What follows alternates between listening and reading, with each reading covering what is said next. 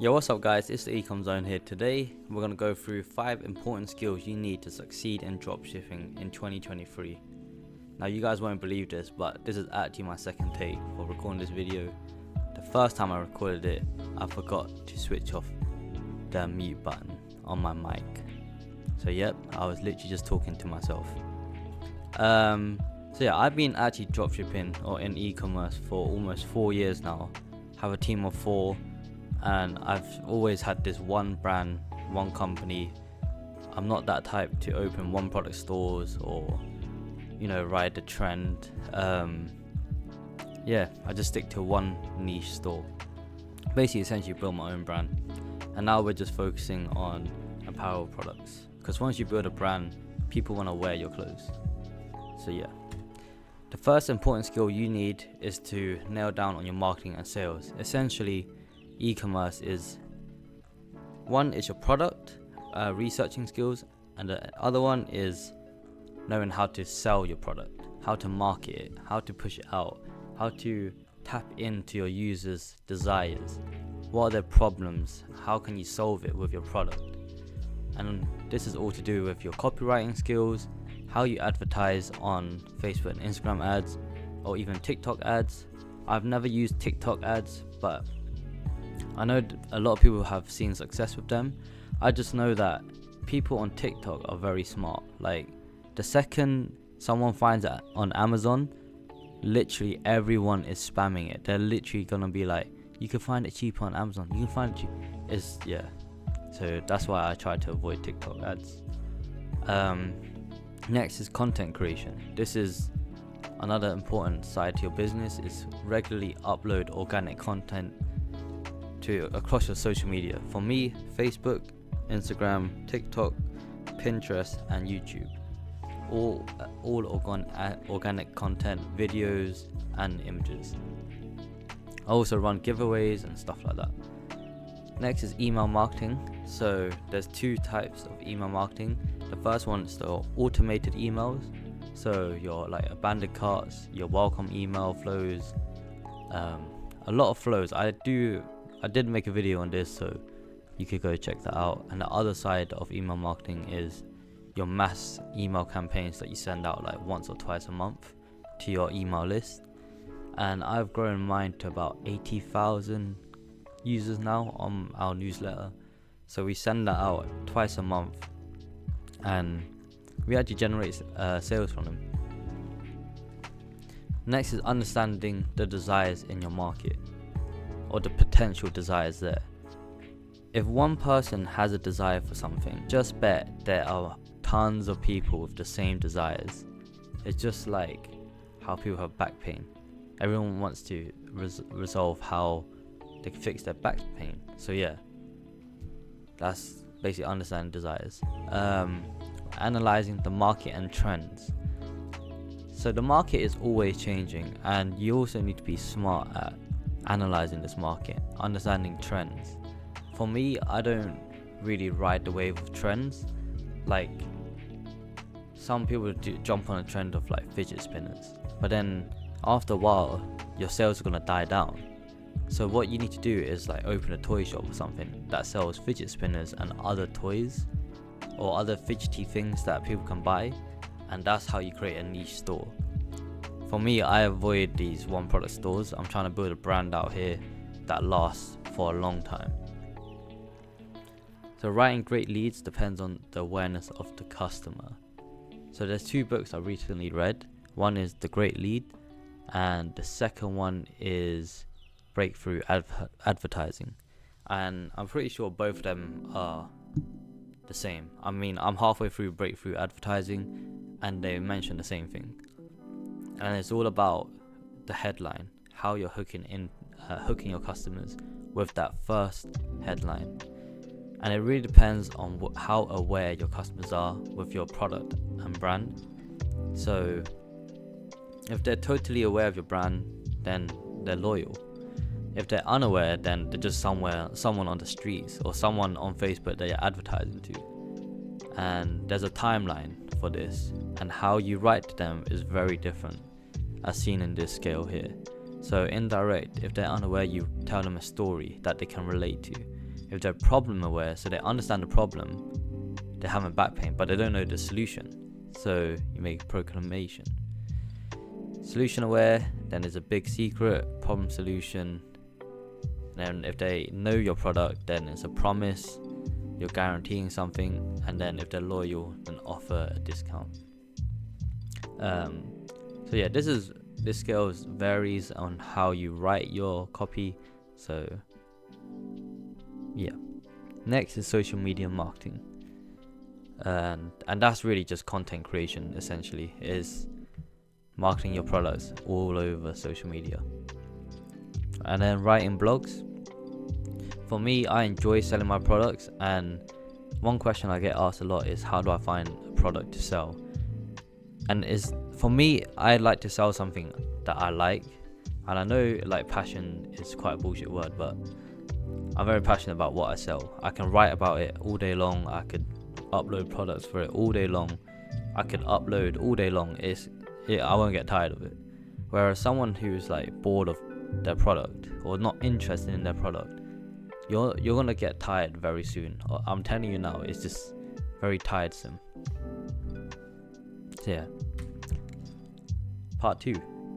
The second skill is digital design. So that includes branding, learning how to make a logo, choosing the right fonts, the colors you pick, the tone of voice, your motto, your story, your promise. That's all to do with your brand.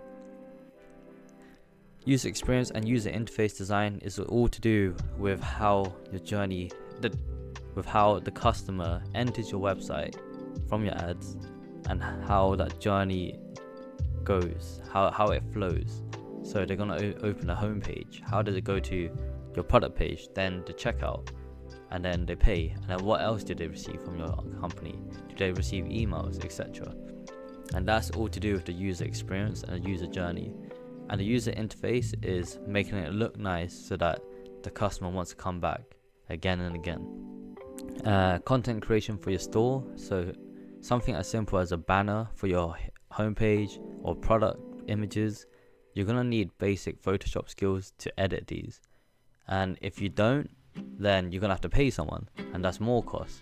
And that's why it's very essential to learn basic Photoshop skills. For me, like, I can whip up banners all day long, and it's very quick for me, just because I had previous experience with banner creations, like for events, for my previous companies, etc. And the last is email design. Knowing how to design an email and what to write is very important. Number 3 is basic accounting skills. Now, a lot of people don't have like the basic accounting like skill. They don't know how to manage the cash flow. They don't know what's incoming into the business and what's outgoing. Everything needs to be tracked on Excel, and there's a difference between tracking your cash flow and then also sending all your documents to an accountant and letting them work out your actual profit, like from the balance sheet and statement of financial position. There's two. So for me, I keep track of the cash flow, which isn't accurate. I'll say it's like 95% accurate, and then my accountant sorts out other documents. You need to understand the taxes on your income and profits. So for me, I didn't even know that on your income tax, we're taxed in the UK NIC, but if you're a CEO of a company, you're then taxed an additional 12% NIC employer. So you're taxed 2 NICs now, and you're essentially paying out 23% on your income. And if your income's high and you reach the threshold, then you're paying 40% tax on that. So that's about 60% tax already, and then there's like pensions and all that stuff. So basically your take-home pay isn't even that much after all that work. And then profits, you're taxed on corporation tax, which is about 19% in the UK, and it's rising to 25%. And then you get taxed on dividend, and it's just everything's getting taxed. And so this is the next thing. It's tracking expenses, but it's also knowing what expenses to write off, because you don't want You don't want to withdraw money from your company under income, which is taxed at 40%, 50%, and then you start spending. The smart way is you spend under your business and you treat it as an expense or purchase. And so you don't get taxed on the income, right? Because you're essentially using, if you say you're given £5,000, right? But you get taxed 50% on income. So that's 2,500. And then you're buying that, using that money to spend on expenses. So you're already being taxed 50% and you're using it to spend on expenses when you could have written it off on your business on the original 5,000. And so you're reducing your profits and you're reducing corporation tax. And this is smart way that's legal, and the only way you'll understand accounting is if you learn it. For me, I studied accounting in college, and I'm Asian, so it's in my genes. Numbers is in my genes. You need to understand the fees you pay. So Shopify, there's fees. If you add PayPal on top of your Shopify, we have to pay them 3% fee, then 1% to Shopify for adding PayPal, and then if a customer pays in US dollars and you're processing payments in pounds, then you're charged an FX fee. And all of this is bumps up to about 6-7% we've worked out over the years of everything that goes through PayPal. And so any sales you make, take off 7%. So yeah, understand the tax that you have to pay on cost of goods. So I'm from the UK and we have to pay VAT. Now before 2021, it was the best thing ever. We paid no VAT. We were online business, dropshipping. You had to pay 0 VAT tax because it wasn't in the UK. We were buying stuff out of the UK in China. But now they implemented the online tax rule. We now pay 20% of VAT, and is on sales. So if a customer buys less than £130, then we have to pay 20% in VAT tax. If they spend over £135, then we're safe. We don't have to pay any VAT tax. And same for US. If you live in the US, then you need to pay for taxes, and that I'm not too sure. You have to figure that out yourself. Keeping track of profit and loss is very important. So I have a rough one on my online Google Sheets that everyone in my team has access to, and we keep track of profit and loss over the years, and every day it's updated with new orders, new purchases, etc. We don't put expenses on this just because we're not spending crazy. So yeah. And then so use Excel to track your sales, your fees, your cost of goods, any order issues. They all go on my Google Sheets. So the next is very important, is your customer service. The reason why this is important is this is how you keep your customers with you forever. You're trying to build relationships for long-term value here. It's important that you put a lot of effort in customer service, and to this day I do the customer service myself. I reply to customers via email and via the live chat, and it's very simple. I don't know why anyone would outsource. I mean, you can, if you're scaling to crazy numbers, but I prefer just keeping it in-house. We use ChatGPT to reply to customers. You literally go on ChatGPT, reply to customer, paste their email in, and it'll print out a reply. Of course, you're gonna have to touch this up, add a human touch to it, add your tone of voice, make it make sense, but majority is there. I also use Trello for all our email templates, as you see on the right here, and each one basically resolves one of the most common questions that we get asked. And yeah, it's very simple workflow. Next is ask your suppliers how they deal with the problems in advance. So let's say you found a new supplier on Alibaba, AliExpress, somewhere, and they're selling 20 of your products that you want to sell. You should ask them how they're going to deal with problems. Well, what if the product breaks? What if the product breaks after 2 weeks of the customer using it? What if it breaks in transit? What if it gets lost? all these like questions, you should be asking your suppliers and seeing how good their communication skills are with you. And if they're not great, then yeah, I wouldn't work with that supplier. You could also add them on WeChat or WhatsApp, and that'll be even better. Knowing how to handle upset customers. 1% of your customers are going to be a Karen, and sometimes you just can't. Like, you could do your best to handle that, like reply to them and give them the best treatment, but sometimes it's ongoing battle that you'll never win. So you just have to let the customer win. And yeah, you could also use ChatGPT to reply to them. Is way better. It's so that you don't use any brain power, you literally just let a bot talk to them. But yeah, number 5 is adaptability. Things can take a U-turn very quickly. Like over the past 3-4 years of business, there's times where it's crazy, like internet outages, Shopify going down, the front end going down of your website, processing payments don't work, products can go out of stock. Natural hazards like pandemics, earthquakes, wildfires, flooding can all affect your shipping times and production times.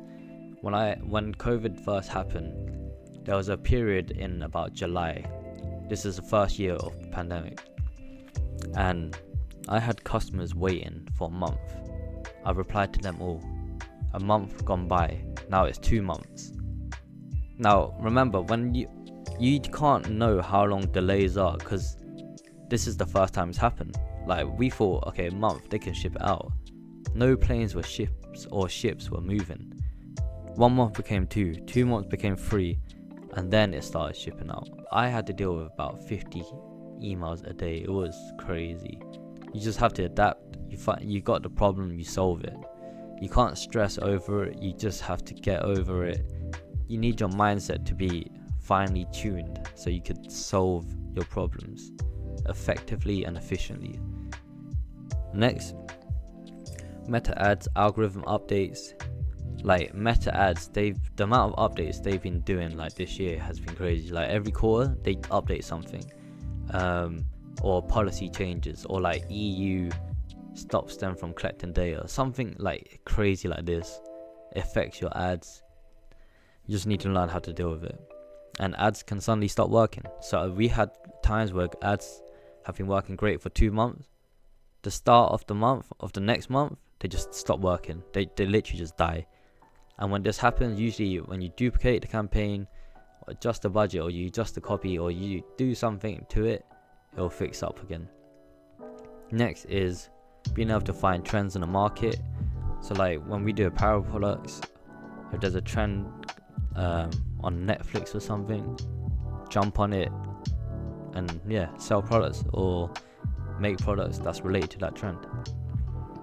Suppliers taking a break during Chinese New Year. So for us, we just tell all our customers, look, our team's on break. They're not going to ship for the next 2 weeks, and most of the time they're happy with it. And we make sure there's a message on our website stating this, and most people are fine with it.